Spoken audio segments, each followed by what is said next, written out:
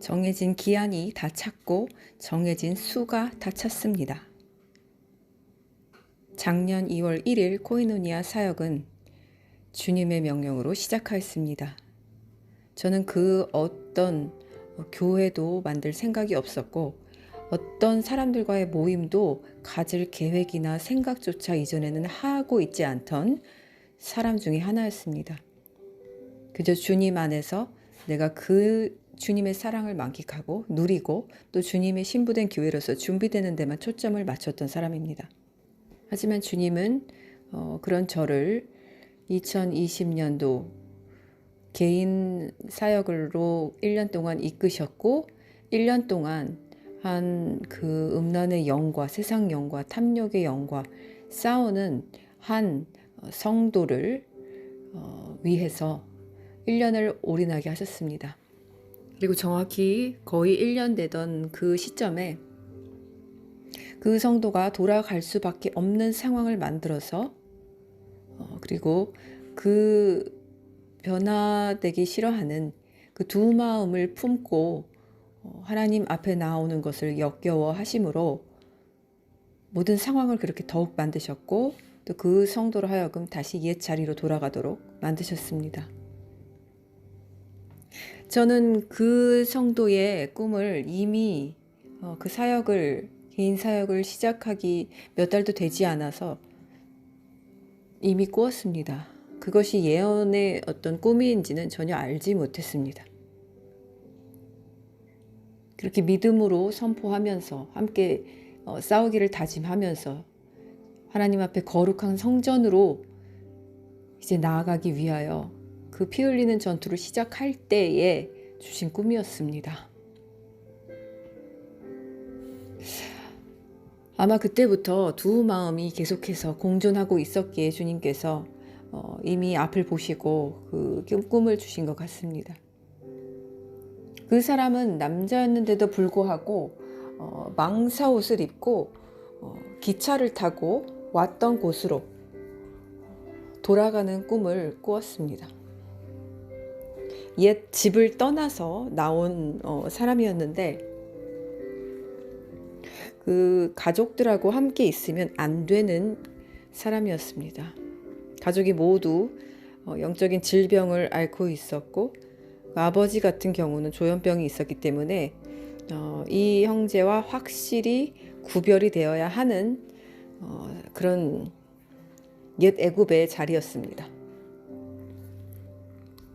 그런데 그 영혼이 주님 앞에서 온전한 길을 택하지 않을 때, 좁은 길을 택하지 않을 때 하나님은 환경을 흔드심으로 그 어머니의 옛 암이 재발되게 다시 만드셨고 그래서 어쩔 수 없이 돌아갈 수밖에 없도록 만드셨습니다. 만약에 이 성도가 하나님을 전적으로 의지하고 옛 죄를 버리기를 계속해서 그 싸우기를 멈추지 않고 그렇게 한 걸음 한 걸음 나아갔다면은 그리고 그 어머니를 위해서 기도했다면 암이 재발되지 않았을 것을 저는 압니다. 그 싸움이 시작된 후 얼마 되지 않아서 주셨던 이 꿈은 결국에는 성취되었고 그렇게 1년 동안 저에게 거의 1년 동안을 제 모든 것을 바쳐서 올인해서 돕게 하셨고 기도하게 하셨고 불쌍히 여기게 하셨는데 그렇게 떨어뜨려 버리신 후에는 생각조차 나지 않고 어떤 제가 참소나 미련도 남지 않게 하셨습니다. 그리고 그 사역이 끝나자 주님께서는 페이스북 사역을 시키셨고 그 페이스북 사역을 통하여서 목회자들과 선교사들과 전도사들, 이 사역자들, 교수님들을 상대로 주님 오심을 외치고 또 WCC의 종교 통합에 이 진노, 하나님이 내리실 진노를 계속해서 선포하게 하셨습니다. 그 선포하는 사역을 할 때 저는 조금도 두렵지 않았고 그분들이 뭐 어떻게 나올지 뭐 무슨 댓글을 달지 뭐 욕을 할지 전혀 개의치 않았습니다. 일반 성도가 대상이 아니기 때문에 그분들은 많이 배웠고 또 하나님에 대한 지식이 저보다 훨씬 많습니다. 각양각층 한국뿐만 아니라 전 세계에 퍼져 있는 목회자들조차 페이스북은 자기가 골라서 볼 수 있는 게 아니라 친구로 돼 있으면 그냥 무조건 뜨기 때문에 그 메시지를 볼 수밖에 없습니다. 하나님은 그렇게 모두가 볼 수밖에 없게끔 선포하게 하셨습니다. 모두가 들을 수밖에 없게끔 선포하게 하셨습니다. 그 사역을 6개월간 하게 하시고 그 다음에 또 가증한 그 독약이 출시되었을 때 그것에 대한 위험성과 이 영적인 그 가증함에 대해서 또 계속해서 알리고 가르치게 하셨습니다. 그리고 그것을 접게 하신 후에 이제 블로그 사역과 유튜브 사역에 전념하게 하셨습니다.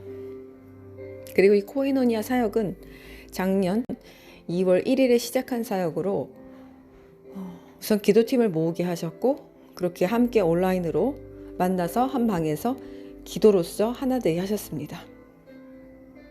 그리고 또 모임을 갖는 이 작은 예배 공동체는 3월부터 시작하게 하셨습니다.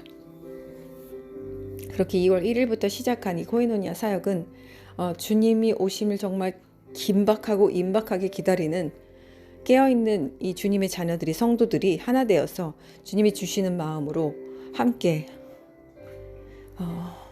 주님이 이루실 뜻을 위하여 기도하는 그런 작은 어떤 기도의 성도의 모임이었습니다. 그리고 이제 1년이 거의 다 돼가는 이 순간에 모든 이제 가라지들은 떨어져 나갔습니다. 이 가라지들은 아주 형편없는 가라지부터 스스로 나가거나 스스로 나가는 경우가 많았고, 그리고 또 이렇게 가면을 쓰고 있던 사람들은 주님이 벗겨내심으로 다 내쫓아버리게 하셨습니다.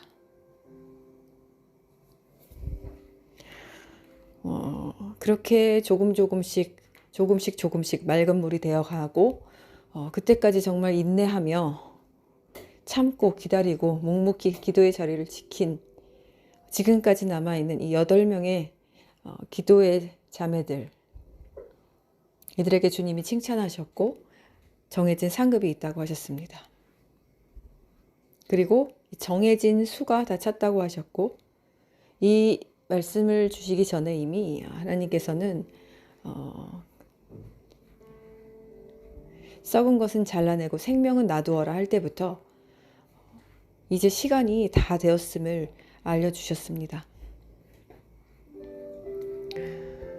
1년 동안 기회를 주심으로 마지막에 기회를 또 주심으로 365일이라는 이 타임라인 안에서 우리 인간 세상의 이 1년이라는 시간 안에서 하나님께서는 그렇게 마지막으로 우리에게 기회를 주셨었고, 이 소포 사역은 이제 끝이 났습니다. 소포 사역이 무엇인지 모르는 분들은 제가 블로그에 최근에 다시 올려놨으니 한번 보시기 바랍니다. 그리고 마지막까지 정말 합류할 수 없는 이 배에 합류하여서 함께 기도의 자리에 영광을 누리게 하셨던,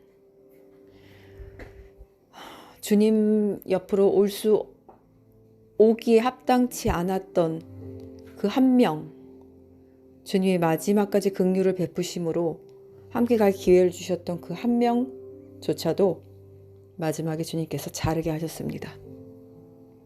저는 이해하지 못하는데, 저는 그렇지 않다고 생각하는데 주님은 저에게 매우 두려운 말씀으로 그의 진노의 잔에 참여하지 말라고 하셨습니다. 이중성이란 단어를 주시며 두 마음을 가진 자다, 내가 그를 뱉어낼 것이다 라고 하셨습니다.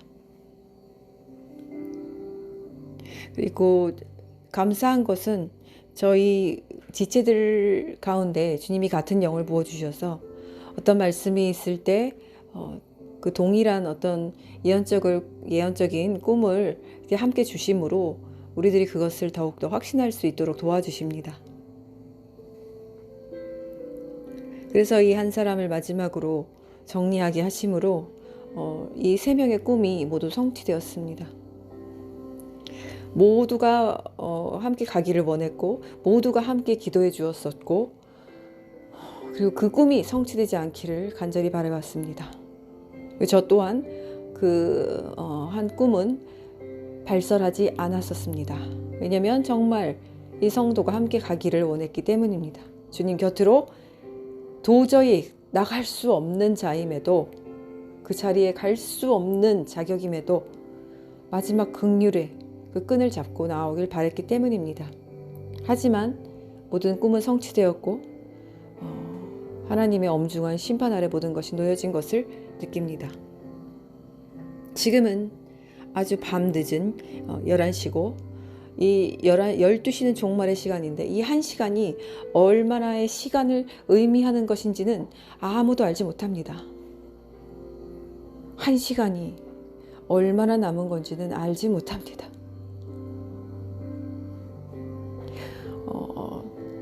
저는 그 사람이 암덩이를 가지고 마지막 그 주님이 주신 예언적 꿈에서는 그 사람이 암덩이를 가지고 죽을 수밖에 없는 운명이라는 것을 알았고, 신기하게도 그 사람은 제 꿈에서 왕으로 나왔습니다. 하지만 왕이면 뭐합니까? 암덩이가 있어서 말기암 환자인 것을. 왜 그 사람의 신분을 왕으로 보여주셨을까요?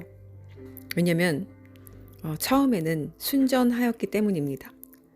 가장 순전한 자를, 왕의 자리, 마지막 된 자를, 겸손한 자를 가장 높은 자리에 두시는 우리 주님께서 그를 처음에는 왕의 자리, 왕 같은 제사장의 자리에 그곳에 두셨기 때문입니다. 그래서 왕으로 묘사되어 나왔고, 하지만 암을 가지고 죽을 수밖에 없는 운명을 가진 불쌍한 왕으로 나오게 하셨습니다. 그래서 제가 너무 불쌍해서 엉엉 울면서 그 암에게 이렇게 부탁을 하는 것입니다. 이 사람을 고통스럽게 죽지 않게 해달라. 자, 이것은 영적인 의미가 있는 것입니다. 사람이 어떻게 암에게 부탁을 합니까? 그리고 암이란 어떤 원수, 적들이 뿌려놓은 씨앗인데 그것에게 어떻게 부탁을 한단 말입니까? 이것은 그 사람 안에 있는 악한 자아를 말합니다. 그런데 그 자아가 너무 견고하고 너무 그 교만해진이 커서 도저히 인간의 힘으로도 부서지지 않고 성령이 도와주시려고 하여도 두 마음을 품었기 때문에 성령의 능력이 닿지 않는 상태였기 때문에 죽을 수밖에 없는 운명임을 보여주셨습니다. 그래서 제가 부탁한 그 암덩이는 그 사람의 옛 자아, 아주 악하고 견고한 진이었습니다. 죽기는 어차피 죽을 건데 고통스럽지 않게 죽게 해달라.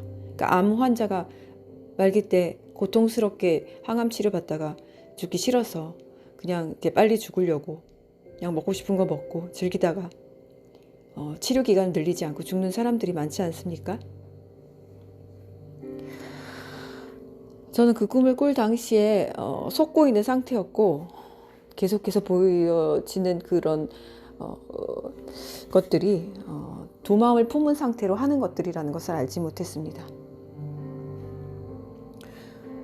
그래서 그 꿈을 이해하지 못하는 상태에 있었고 그 꿈을 꾸기 전에 한 자매는 그 이중성에 대한 꿈을 주님께서 이중우산으로 막는 것으로 보여주셨습니다. 이중우산이라는 것은 제가 들어본 적도 없고 본 적도 없는데 희한하게 그 이중성에 대해서 이중우산이라는 것으로 보여주셨습니다. 그것이 이중성이라는 것을 저도 후에서야 주님이 그 말씀을 해주셨을 때서야 저도 알게 되었습니다. 그리고 또 한 자매의 꿈은 이랬습니다. 지금이 밤 11시라는 증거는 바로 이 자매의 꿈이 성취되었기 때문입니다. 이 자매는 아주 어둡고 검은 옷을 입은 한 남자가 코이노니아의 작은 방에서 자고 있었는데 12시가 되면 우리 그 지체들이, 코이노니아 지체들이, 기도왕 지체들이 다 모이기로 한 시간이라고 합니다. 그래서 그 시간이 되어서 거의 다 되어서 우리 자매님들 지체들이 다 들어오니까 그 작은 방에 있던 그 남자가, 더럽고 검은 옷을 입고 있던 그 남자가 갑자기 일어나서 소리 없이 나갔다고 하는 것입니다. 저는 이 꿈을 받았을 때 이 꿈을 전해 들었을 때 그 꿈에 대해서 나누지도 않았고 그리고 옆으로 치워두었습니다. 무시하려고 애썼습니다. 하지만 늘 제 영에서는 염두에 두고 있었습니다. 결국에 그 꿈은 정말 실제로 성취되었고 너무도 신기하게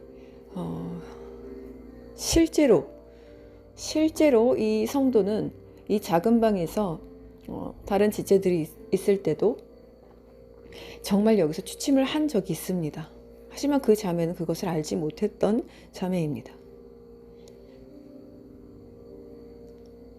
그래서 이 꿈이 언제 성취되길 바라지 않으면서도 만약에 성취되면 그때가 언제일까 두려운 마음으로 지켜보고 있었습니다. 하지만 결국 제가 그 음란의 영과 싸우던 그 성도와 동일하게 하나님께서 정확하게 1년 7일을 더하여서 기한을 이렇게 딜레이 시켜주시더니 1년 7일이 되자 정확하게 나가도록 하셨습니다. 그리고 저에게도 분명한 말씀을 주시기를 그의 진노의 잔에 참여하지 말아라 하고 명령하셨습니다. 제가 더 앞서 나갈 수 있는 모든 문들을 닫으셨고 그리고 그 사람의 마음이 차갑게 식은 것도 보여주셨습니다. 더 이상 함께하는 것은 하나님의 모독하는 거고 하나님의 명예를 실추시켜드리는 것이고 하나님 앞에서 하나님이 역겹다 하는 것을 먹는 것이기 때문에 저도 그 말에 순종하였습니다. 그래서 지금은 제가 11시라고 공포하고 이 1시간이 과연 얼마나 남은 시간인지는 알 수 없지만 매우 임박한 때에 와 있고 지금으로부터 주님의 사인이 또 지금 너무 많이 쏟아져 나오고 있는데 이제 정말 끝이 거의 다 왔구나라는 것을 저도 느낄 수 있었습니다.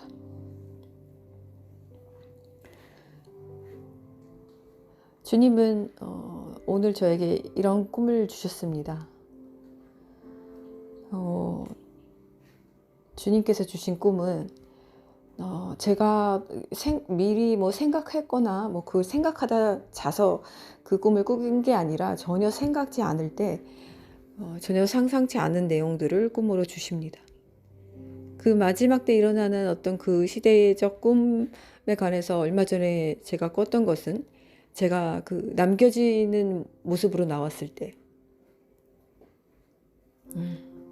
12시가 다 됐고 12시 5분이 되어 이미 그 시험관이 왔는데 제가 시험을 이제 준비하고 있다가 시험관이 왔음을 보고도 너무 피곤해서 잠시 졸았습니다. 잠시 졸았는데 눈을 떠보니까 아무도 없는 거세요. 아무도 없는 거예요. 교실에 아무도 없는. 다른 교실을 가봤는데 다른 교실에도 아무도 없는. 학교가 텅텅 비었습니다. 학교가 텅텅 비어. 그 시끌벅적하던 그 학교의 학생들이 아무도 없는 것입니다. 선생님들도 시험관도 감독도 아무도 없는 것이에요. 저는 그 순간 두렵고 공허함과 아주 극한 외로움에 휩싸이기 시작하면서 절망으로 들어갔습니다. 그 절망. 그리고 밖으로 나오니 그 로봇 개가 돌아다니고 있었고 밖에도 사람은 아무도 없었고 이미 이제 휴거의 때가 지나서 밖으로 나왔을 때는 사람들이 이제 통제되고 있었고 그런 상태에 알려주신 거고 이제 믿는 자들은 숨어 있었습니다. 제가 어느 건물로 이렇게 들어가자 사람들이 저를 보고 이리로 빨리 와서 숨으라고 해서 그 사람들과 함께 숨고 도망 다니게 될 제가 운명임을 알게 되었습니다. 로봇개를 제가 봤는데 정말 똑같이 보여주셨습니다. 실제로 나오는 로봇개와 똑같이 생겼더군요. 그리고 오늘은 이 손바닥을 이용해서 이제 은행 시스템이 모두 이 손바닥 자체를 스캔하는 이제 때로 바뀐다는 것을 보여주셨습니다. 제가 어느 은행에 갔는데 은행에서 이제 돈을 인출하려고 갔는데 시스템이 바뀐 거예요. 지문을 이용하는 것도 아니고 손바닥 자체를 어디에다 등록을 하라고 합니다. 등록을 하니까 손바닥 그리고 나서 제가 제 손 모양을 봤는데 이런 모양으로 보이는 거예요. 제 손바닥 모양이 징그럽게 아주 작은 바둑판 무늬처럼 이렇게 잘게 마치 무언가에 찍힌 것처럼 틀에 이렇게 찍혔다가 나온 것처럼 이런 모양이 돼 있었습니다. 그래서 제가 그리고 이것이 끝이 아니라 이렇게 손바닥을 스캔하기 위해서 이런 작업을 한 뒤에 돈을 인출하려면 손바닥을 이렇게 인증을 하고 그 다음에 내가 왜 돈을 뽑아야 하고 어디에 쓸 것인지 그 목적을 써서 제출하라는 것입니다. 그러면 그쪽에 은행원과 면담 후에 내가 돈을 인출할 수 없는지 있는지를 결정해서 돈을 인출할 수 있다는 것입니다. 제가 너무 황당해서 따졌습니다. 그런데 이미 제가 그걸 따지면서도 화가 너무 났는데 화가 나서 따지면서도 어쩔 수 없다는 것을 알았습니다. 이미 그때는 그런 법으로 바뀌었기 때문입니다. 그리고 오늘 이 꿈을 꾼 오늘 우연히 이전 재생 목록을 찾다가 이 영상을 발견했습니다. 그런데 너무 놀라운 것은 제가 마치 이렇게 손바닥에 어떤 틀에 찍힌 것처럼 이런 무늬가 있는 이 똑같은 모양을 이 영상에서 주님이 다시 한번 두 번째로 보여주신 것입니다. 함께 보시겠습니다.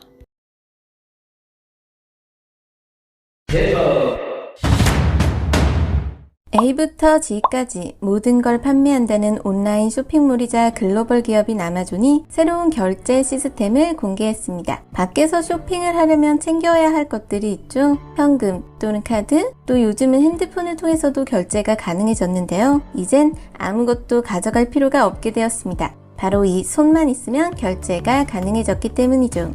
아마존의 새로운 결제 방식은 바로 고객의 손바닥 모양을 스캔하는 것인데요. 이 아마존 원 단말기를 사용해서 인식과 결제가 가능합니다. 스캐닝 장치에 손바닥을 직접 터치하지 않고 살짝 올려두기만 하면 즉시 매장에서 구매한 물건이 바로 계산됩니다. 이 아마존 원 서비스를 이용하기 위해서는 딱 한 번 신용카드와 자신의 손바닥 정보를 연동시키는 작업이 필요한데요. 이 절차도 매우 간단합니다. 아마존 원 기기에 신용카드를 넣고 손바닥을 스캔한 뒤 인증을 완료하기만 하면 끝! 아마존 계정이 없어도 간편하게 가입이 가능하다고 합니다. 아마존은 2016년에 계산원도 대기줄도 없는 무인 매장인 아마존고를 아마존 본사 1층에 오픈해 유통업계에 충격을 가져온 적이 있었죠. 바로 카메라로 습득한 영상 정보를 학습해 자동으로 결제를 진행하는 Just Walk Out 기술인데요. 마켓에 입장한 후 물건을 고르고 바구니에 담으면 수많은 카메라와 센서가 고객의 행동을 감지하여 고객 스마트폰과 연동돼 결제가 자동으로 이루어지게 됩니다. 이 아마존고 매장 중 시애틀에 있는 2개의 매장에 아마존 원을 도입한 후 차차 서비스를 확대해 나갈 예정이라고 합니다. 아마존 원은 정확히 말하면 손바닥 주름 같은 겉표면뿐이 아니라 손바닥의 안쪽에 정맥 패턴을 인식하는 방식인데요. 보안 관점의 정맥 인식은 다른 생체 인증 기술보다 유리한 점이 있습니다. 이 손바닥의 정맥 정보는 사람마다 모두 다르고 피부 아래에 숨겨져 있기 때문에 위조가 어렵다고 합니다. 또 혈관의 미세한 움직임까지 감지하기 때문에 살아있는 사람만이 인증을 통과할 수 있습니다. 따라서 이 댓글과 같은 무시무시한 예측은 틀렸다고 볼 수 있죠.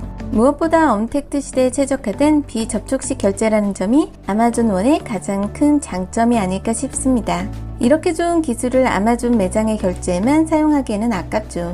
아마존 원은 단순히 결제 서비스가 아니라 신원 인증 기술 그 자체로 활용이 가능하기 때문에 스포츠 경기장, 공항, 테마파크, 사무실 출입까지 이 손바닥 정맥 인식 기술을 외부 기업들에도 판매할 예정이라고 합니다. 스캔이 된 손바닥의 정보는 암호화되어 아마존 클라우드 서비스인 아마존 웹 서비스에 저장된다고 하는데요. 생체 인식과 관련된 기술에는 꼭 개인정보 문제가 논란이 되곤 하죠. 아마존은 이러한 개인정보 수집 우려에 대해 손바닥 이미지는 암호화되어 클라우드상의 보안 구역에 따로 구분되어 저장되고 고객들이 원할 경우 자신의 생체 정보를 언제든 언제든 삭제할 수 있다고 합니다. 하지만 아마존은 아마존고와 아마존원을 통해 이용자의 구매 데이터뿐만 아니라 생체 데이터까지 직접 파악하게 되는 데이터 빅브라더에 대한 우려의 소리가 많이 들리고 있는데요. 이러한 우려에도 불구하고 카드 없이도 스마트폰 없이도 맨손으로 결제를 할 수 있는 비접촉 결제 방식은 강력한 편의성을 지닌 거부할 수 없는 기술이 틀림없죠. 실제로 마이크로소프트와 모바일 결제 플랫폼 스퀘어도 이미 이 기술을 갖추고 있고 시장 진출을 준비하고 있다고 합니다. 아마존 원 등장을 시작으로 바뀌게 될 결제 방식과 신원 인증 방식의 변화, 지갑이 아닌 손바닥에서 돈을 꺼내는 세상. 아무리 술에 취해 지갑과 핸드폰을 몽땅 다 잃어버려도 당황하지 않고 택시를 잡아 집에 돌아올 수 있는 세상을 상상해 봅니다. 이제 2024년도는 용의 띠, 적그리스도를 상징하는 용의 띠로 우리가 들어섰습니다. 이제 적그리스도의 그 42개월 동안 3.5, 3년 6개월 가량의 시간 동안 활동할 수 있는 그 자격이 부여되기 아주 임박합니다. 그리고 그 직전에 교회의 휴거가 있을 것입니다. 에스더를 공부하게 하시면서 에스더의 놀라운 비밀들을 알게 하셨습니다. 에스더는 원래는 하다사라는 이름의 그 유대인의 딸입니다. 집안 내력도 없고 가문도 없고 부모님도 없고 인맥도 없는 아주 그 페르시아 그 시대 당시에 천시되던 유대인의 딸입니다. 하다사는 그 은매화라는 뜻인데 이 은매화라는 뜻의 이름에서 에스더로 바꿉니다. 에스더는 숨기워지다라는 뜻입니다. 이 숨기워지다라는 뜻과 주님께서 저에게 동시적으로 깨닫게 해주신 그 구절이 있었습니다. 바로 마태복음 24장 36절. 그러나 그 날과 그 시각에 관하여는 아무도 모른다. 하늘의 천사들도 모르고 아들도 모르고 오직 아버지만 아신다. 마태복음 24장 40절. 그때 두 사람이 밭에 있다가 한 사람은 데려가고 한 사람은 남겨질 것이다. 또 두 여자가 맷돌을 갈고 있다가 한 사람은 데려가고 한 사람은 남겨질 것이다. 그러므로 너희 주님이 어느 날에 올지 너희는 모르니 깨어 있어라. 그러나 이것을 알아라. 집주인이 몇 시에 도둑이 올 줄 알았다면 그가 깨어 있어 그의 집이 침입당하도록 내버려 두지 않았을 것이다. 그러므로 너희도 준비하여라. 이는 너희가 생각지도 않은 그 시각에 인자가 올 것이기 때문이다. 마태복음 25장 13절. 그러므로 깨어 있어라. 이는 너희가 그 날과 그 시각을 알지 못하기 때문이다.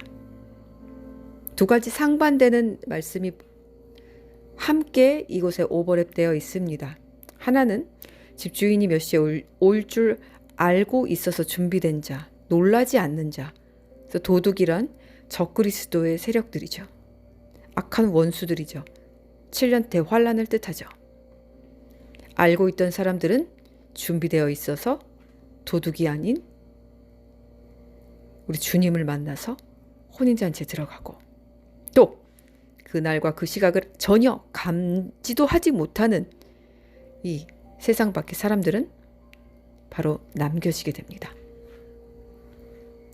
그래서 주님이 이 뒷자에 후자에 더 강조를 하신 것은 남겨지는 자가 훨씬 더 많기 때문입니다.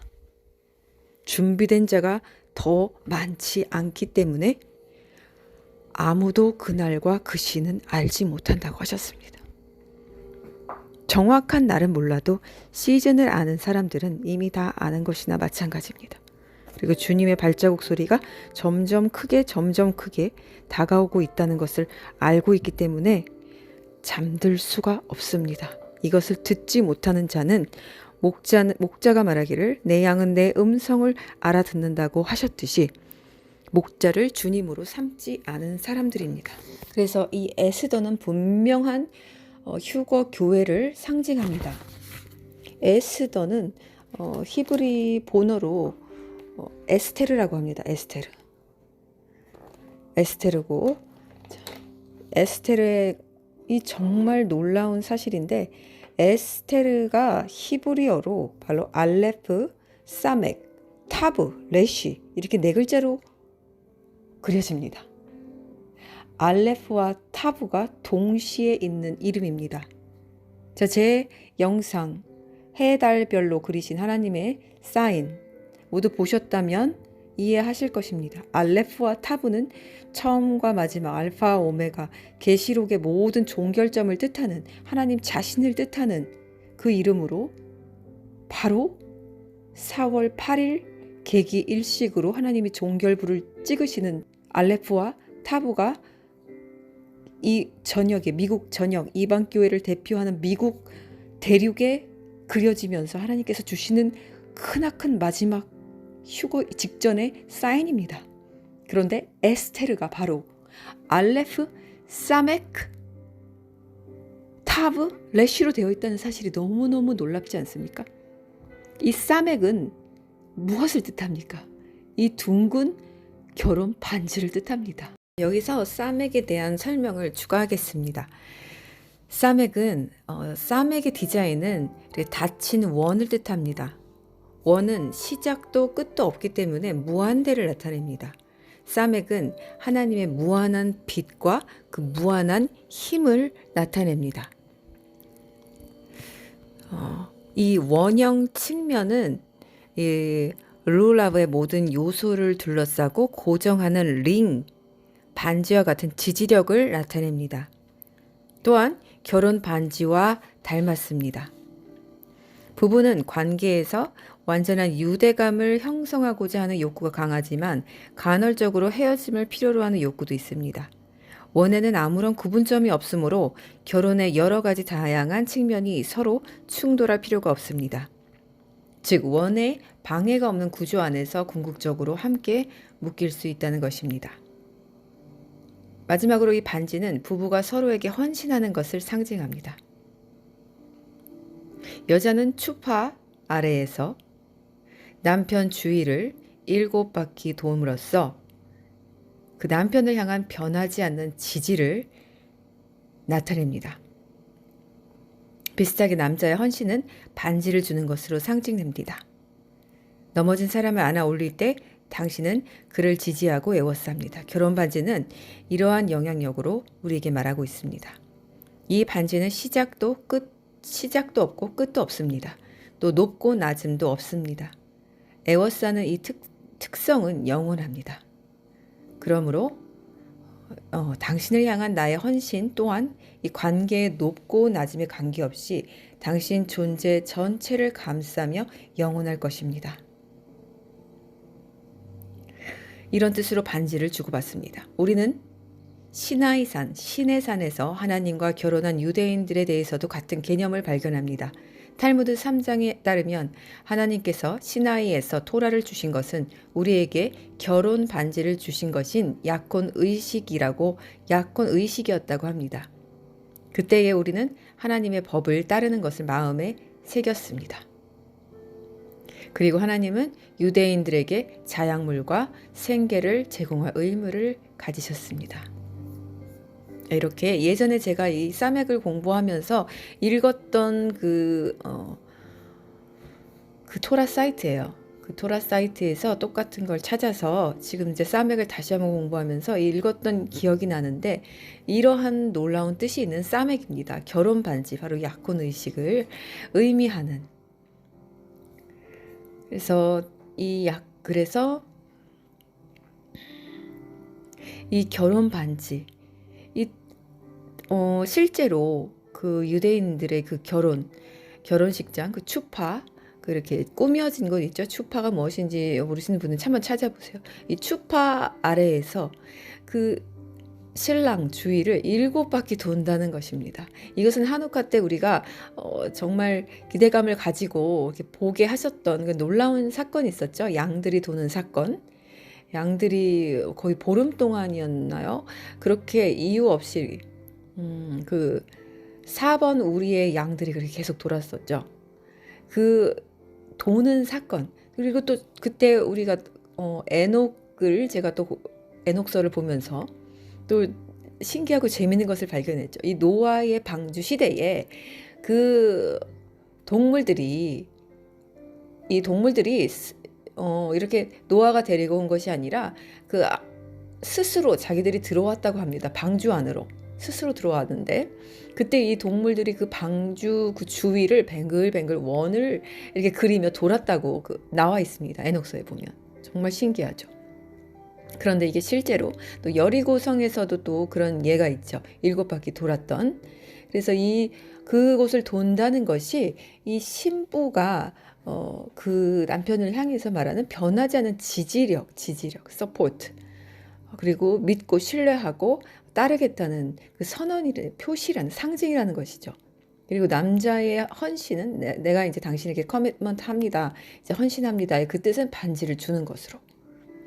그래서 이 사맥은 결혼식을 뜻하고 하나님이 우리에게 주시는 그 인피니트, 영원한 그 무한대의 시작도 끝도 없는 그 영원 속에서의 결혼식을 의미한다는 것입니다. I am the Alpha and Omega. 나는 처음과 끝이라.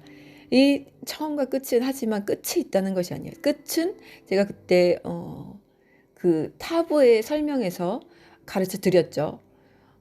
그 앞전 1편인지 2편인지에서 나오는데 그 타부의 의미는 그냥 끝을 the end를 의미하는 것이 아닙니다. 또 다른 시작의 그 끝을 말합니다.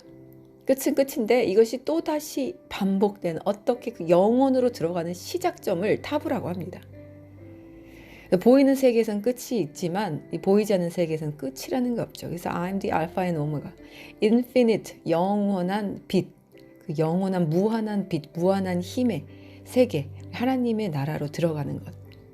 이러한 사맥의 그 알파, 사맥, 오메가, 알레프, 사맥, 타브, 레시 이렇게 있듯이 너무나 신비로운 이 결혼 반지를 이 가운데 숨겨 놓으셨다는 하나님의 이 놀라운 지혜, 비밀스러운 이 지혜, 이걸 에스더 이름에 이렇게 숨겨 두셨다는 것입니다. 근데 에스더 이름 자체의 뜻도 숨기우다, 숨겨져 있다, 숨기다 이런 뜻이라는 것이 정말 놀랍습니다. 이 결혼식장에서 7바퀴 도는 이 의식에 대해서 잠시 말씀드리자면 이 전통적인 유대교 결혼식에서는 그 이제 행렬 후에 실제 결혼식이 시작되기 전에 신부가 시계 방향으로 신랑의 주위를 7바퀴 돕니다. 이 히브리어는 하카밭이라고 하는데 이것은 이제 결혼에 대한 누군가의 동의를 증명하기 위해 행해지는 어떤 공개적인 확언 중의 하나라고 합니다. 또 이런 것들 중에서 또 반지 교환, 또 컵에서 와인 한 모금 마시기, 그 냅킨 받기, 잔 깨기 이런 정도가 있습니다. 이 서클링 도는 이런 그 행위는 이 7번을 도는 행위는 이 7이라는 숫자 바로 그 가장 중요한 7일째 이제 쉬었다고 하시는 그날. 이제 하나님께서 6일 만에 땅을 창조하시고 7일에 쉰. 그래서 이 7이라는 숫자는 모두 아시다시피 완전함, 완벽함 이런 것을 상징합니다. 그리고 완전한 완벽함 이것을 이제 결혼과 연관 짓는 것이죠. 그래서 이제 이렇게 서클링을 함으로써 이제 그 친척들과 초대된 손님들에게 보여주면서 또 이제 새로운 유대인 가족들을 다시 새롭게 창조하는 것을 의미하고요. 그리고 아까 말씀드린 대로 시내산에서 그 토라를 그 유대인들이 이제 그 받은 그날을 기념하는 이 심카 토라 축제에서도 토라를 들고 이렇게 서클링을 합니다. 그리고 또 이 룰라브라는 그 날과 그리고 스콧 그때 그 축제 때 또 서클링을 합니다. 그래서 이 결혼식 때 이 서클링을 하는 이 행위는 이제 모든 사람들이 참여하는 그런 이제 공개적인 곳에서 이제 개인적인 확언을 보여주는 것입니다. 그러니까 선서를 하는 것이라고 생각하면 됩니다. 그리고 이것은 이제 그 자신을 공동체로부터 분리해서 이제 부부로서 그리고 또 이제는 또 부부로서 이제 새롭게 공동체에 합류하려는 그 스스로의 확언을 보여주는 행위라고 합니다. 그리고 이 결혼 반지를 뜻하는 바로 애뉴얼 솔라 이클립스가 이번 연도 10월 2일에 있다는 사실입니다. 이 놀라운 사실, 알레프와 타브 사이에 결혼 반지가 있습니다.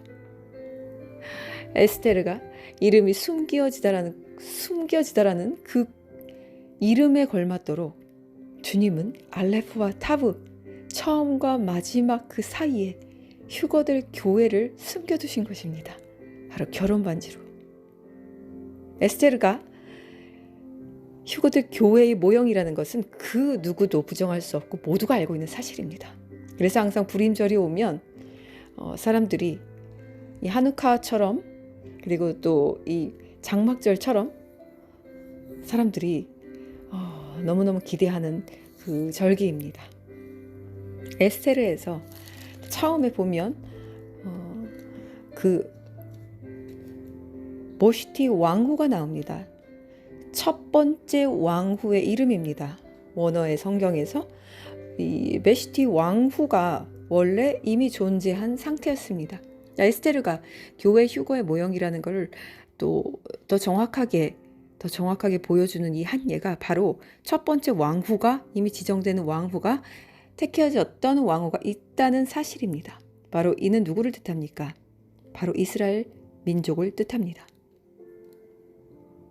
에스테르는 왕후가 잘려져 나가고 접붙여진 두 번째 이방 교회를 의미합니다. 그리고 이 스토리에서 너무너무나 우리의 그 유대인과 그 이스라엘 백성이 유대인들이 우리 예슈아를 핍박하고 죽이고 지금까지 믿지 않고 있는 이 상황과 이 에스테르의 상황이 너무나 똑같습니다. 바로 이미 그들은 택한 자녀로서 이미 왕후 자리가 정해져 있었던 나라임에도 불구하고 누구를 거절했습니까? 바로 왕의 명령을 거절했습니다. 에스더 1장 11절 베시타 왕후를 왕후의 관을 씌워 왕 앞에 데려오라고 말하였다. 왕은 그 백성들과 그 고관들에게 그녀의 아름다움을 보여주고 싶었으니 그녀의 용모가 아름다웠기 때문이다. 그러나 베시타 왕후는 환관들을 통하여 전해온 왕의 말대로 오기를 거절하였으니 왕이 매우 화가 나서 그의 화가 속에서 불탔다. 자, 예슈아가 무상으로 그 은혜의 핏값이 무상으로 그 땅에 주어졌음에도 그들이 받기를 거절하였습니다. 주님 앞으로 나아오기를 회개하기를 거절했습니다. 그래서 하나님은 그 나라를 이 첫 열매에서 내쳐버리심으로써 이방 나라들을 접붙이셨습니다. 그게 바로 에스더인 것입니다. 에스테르가 물론 여기서는 유대인으로 나오지만 전체적인 맥락에서는 그렇지 않습니다. 에스테르는 집안도 내력도 인맥도 부모조차 없는 아주 가문이 형편없는 한 천박한 그냥 집안의 여자였을 뿐입니다. 이 페르시아 왕궁에서 볼 때는 말이죠. 그래서 이 왕후로 이제 왕후로 삼은 후에 또 왕과 하루를 만나기 위해서 왕과 하룻밤을 만나기 위해서 1년을 준비하게 합니다. 1년을 준비합니다. 1년을. 그래서 이제 에스테르는 6달은 모르기름으로 또 6달은 향료와 화장품으로 그렇게 몸단장을 하면서 1년 동안을 준비합니다. 주님께서 이 1년이 우리 코이노니아에게 그리고 이 교회들에게 주셨던 1년이라고 그렇게 저에게 깨닫게 하여 주셨습니다. 그래서 이 1년이 이제 지났고 이제 에스테르가 왕을 만나러 들어가기 직전입니다.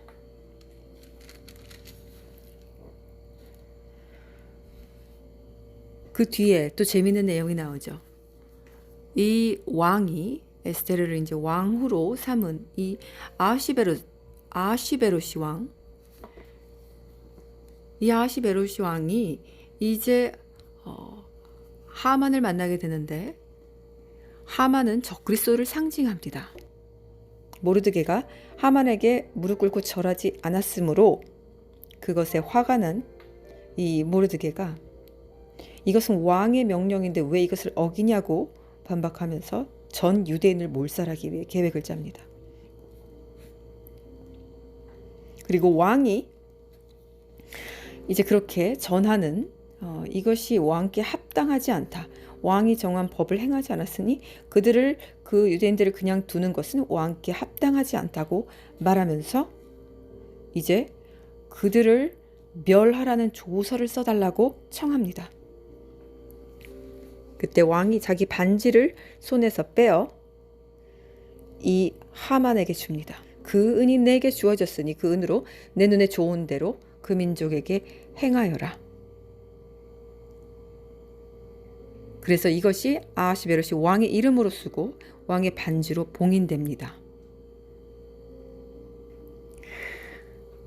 자, 이제 이 조서들이 나가는데 내용은 모든 유대인들을 아이부터 노인에 이르기까지 어린아이들과 여자들과 한날에 몰살시키고 죽이고 멸하라는 이 명령이 이제 보내집니다. 모든 지방에 보내집니다. 이 12째 달 아다르월입니다.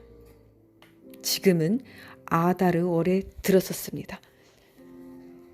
저 재밌는 사실을 아십니까? 이 아다르 1일이 바로 우리의 음력 설 1월 1일과 동일했습니다. 아다르 달은 대략 3년에 한 번 그 태양력과 일치하도록 달력에 추가되는 13번째 달로 인해서 그 한 번에 더 아다르 그 두 번째 달이 존재합니다.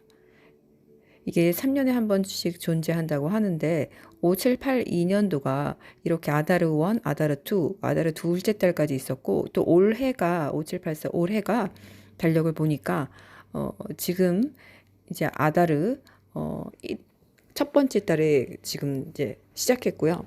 그리고 또 그 다음 달이 아다르 두 번째 달이 또 3월 11일에 또 시작합니다. 그래서 이 아다르 달을 그 임신한 해, 이 달을 임신한 해라고 합니다. 이렇게 두 번이 이렇게 추가되는 해를 임신한 해라고 의미하는 샤나 메우빗이라고 불린다고 합니다. 그리고 아다르는 임신한 달이 되는 것입니다. 바로 하나님이 정하신 이 달을 기점으로 하는 우리의 음력, 이 음력, 태양력이 아닌 이 음력이 정확하다는 것을 알 수 있습니다. 바로 1월 1일, 아다르 1일 이렇게 동일합니다.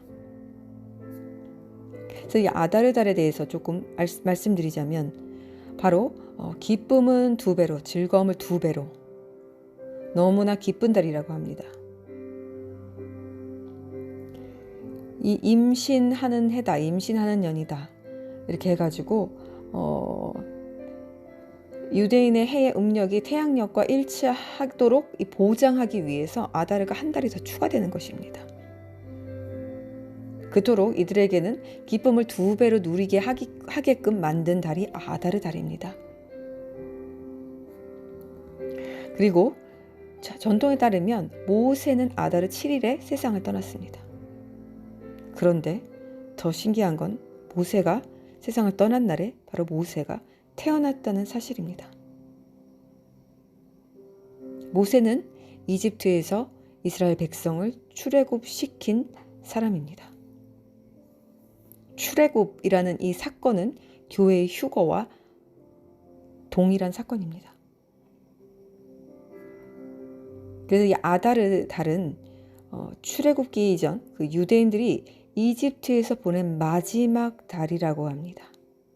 그리고 또 이제 6월절, 앞으로 오는 6월절의 기적을 여는 시작의 달이기 때문에 아다르의 기쁨이 더 커질 수밖에 없습니다.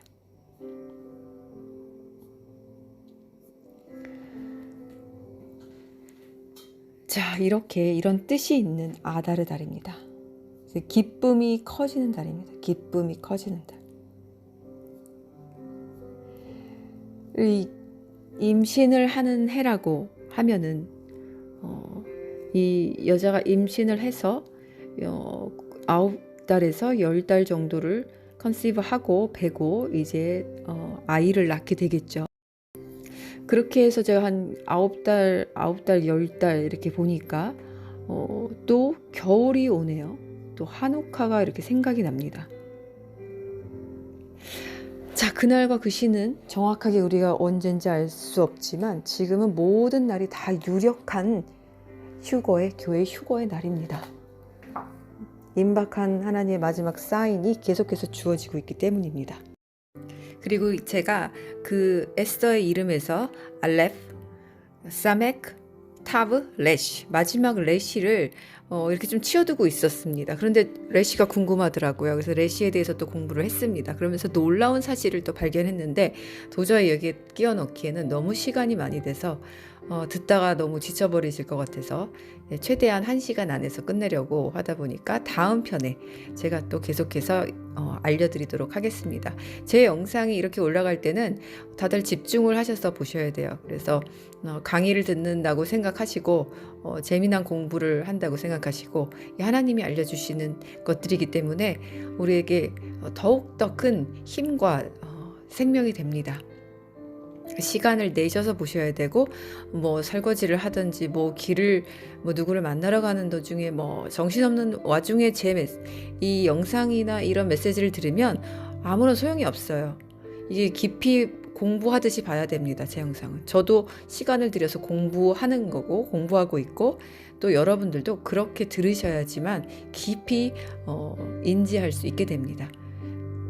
그래서 공부하는 마음으로 항상 시간을 내셔서 책상에 앉으셔서 이렇게 누워서 듣거나 뭐 다리 끄고 듣거나 이렇게 하지 마시고 하나님이 정말 어떤 메시지를 나에게 주시는가, 이 놀라운 마지막 때, 이 얼마 남지 않은 이때에 교회된 나에게 어떠한 지금 말씀을 하시는가, 하고 계시는가, 이런 태도로 들으셔야만 합니다. 자, 이 뒤에 내용들이 끊어지지 않고 계속해서 있습니다. 그런데 마찬가지 아직 해달별 사인을 주시는 그 하나님의 메시지, 아직 3편을 건들지도 못했다고 했는데요. 그 지금 중간중간에 하나님이 이렇게 에스더 이름으로 또 아다르달의 비밀로 계속해서 알려주시는 메시지들이 있어서 저도 이게 감당이 안 됩니다. 성령의 도움을 받지 않으면 제가 감당이 안 돼요. 저는 충분히 혼자서 알고 숙제하고 이 기쁨을 누릴 수 있는데 우리 사랑하는 우리 준비되어 있는 교회들을 위해서 더 큰 힘과 소망을 잃지 않게 해드리기 위해서 알려드리고자 하다 보니까 계속해서 밀려드는 계속해서 이 축적되는 이 기쁨의 메시지들은 너무 많은데 제가 이것들을 다 이렇게 영상으로 풀어내기에는 한계가 있는 것 같습니다. 그래서 기도해 주시고 이 아다르달에 대한 또 설명이 더 있고요. 그리고 또 이 에스더의 또 비밀이 또 계속해서 이어집니다. 그리고 이제 세 번째 영상을 또 잘 만들 수 있도록 계속해서 기도해 주시고요. 제가 시간이 뭐 그냥 한가하게 가만히 있는 그런 뭐 사람이 아니라서 아이들도 가르치고 뭐 이렇게 하다 보니까 시간이 정말 촉박합니다. 항상들. 그리고 한번 이렇게 영상을 만들면 편집하는데 시간이 굉장히 많이 걸려요. 그냥 녹음만 하고 쭉 하고 올려버리면은 전혀 시간이 오래 걸리지 않는데 하나하나 설명을 덧붙이는 데는 정말 시간이 많이 걸립니다. 그래서 작년에 한옥화 때 비밀을 알려주실 때 제가 한 달을 완전히 휴가를 냈었습니다. 헐리데이를 내서 아무것도 하지 않고 집에서 영상만 제작했기 때문에 그렇게 4편까지 긴 영상들을 제작할 수 있었던 것이죠. 어쨌든 이 아다르달 우리가 이제 시작했습니다. 유대력의 아다르와 그리고 우리나라의 용띠 중국력의 이 음력에게 이제 해가 시작되면서 동시에 시작됐는데 임신하는 해가 이제 시작됐습니다. 이렇게 3년마다 한 번씩 오는 임신한 해가 시작됐고 임신한 달이 시작됐고 이제부터 하나님의 놀라운 이제 힘과 능력과 성령 충만함이 구하는 모든 교회들에게 주어질 것입니다. 자, 다음 영상에서 또 이어서 만나겠습니다. 샬롬.